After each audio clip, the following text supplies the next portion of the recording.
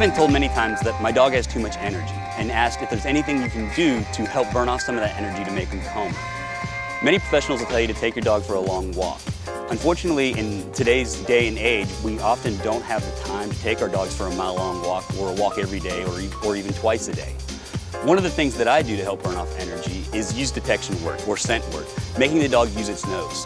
Physically, dogs are much better, stronger, faster than we are as human beings.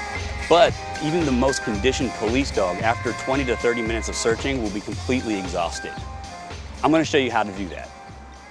When doing detection work, the very first decision that we have is what is the dog going to find? What odor are we going to use that we want the dog to recognize?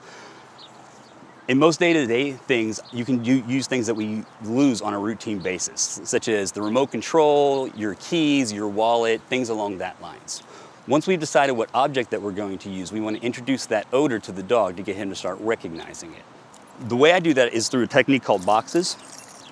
Normally, I'll use just a regular plain cardboard box with a hole cut in the top of the box. We want the hole to be big enough that the dog can put its snout into it, but not so big that he puts his whole entire head into the box.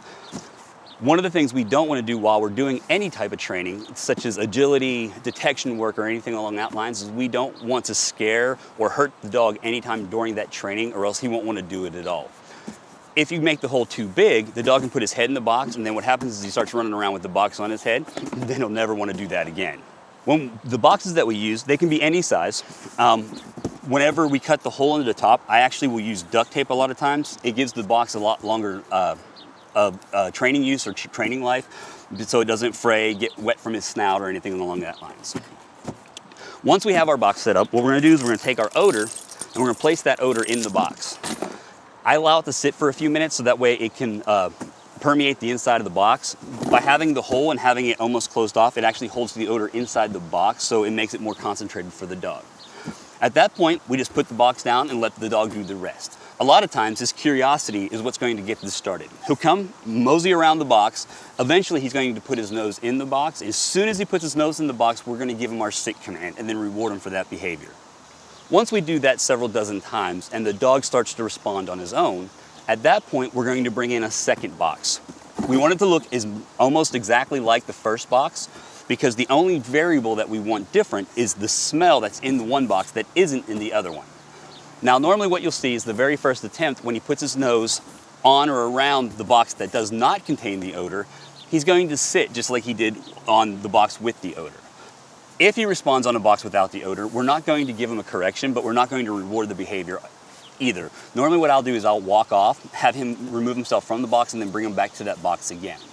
Once he engages the first box that does not contain the odor, when he engages the second box that does, we're going to reinforce that sit. Once we got the dog getting the difference between the two boxes, then we add 3 boxes and 4 boxes. Kind of like the old carnival game with the cup and the ping pong balls. We'll put one box with the smell, move him around, and see if he can locate which box the smell is in. After we're done with the boxes, then we're going to take the item and move it out into the room that you're doing your training in. It could be under the couch cushion, in the corner, wherever. Once we move out into the room, we're going to slowly expand it out more and more and more until we can put the aid anywhere, and no matter what the environment he's in, he'll be looking directly for that odor.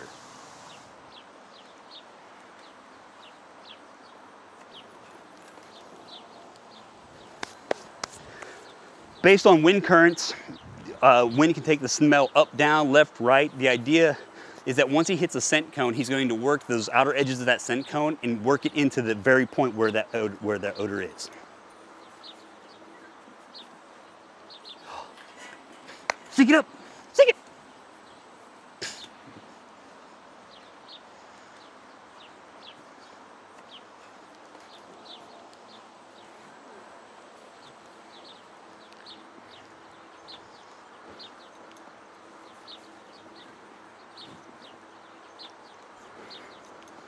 You can see now what he's doing is he's checking the areas where we've already hidden the aid. He's trying to use his intelligence instead of his nose.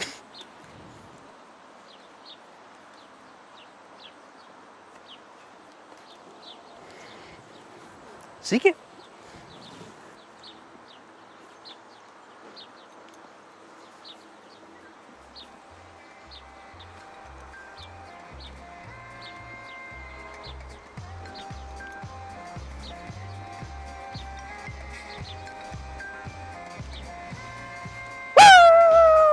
good boy, Jack. That's a good boy.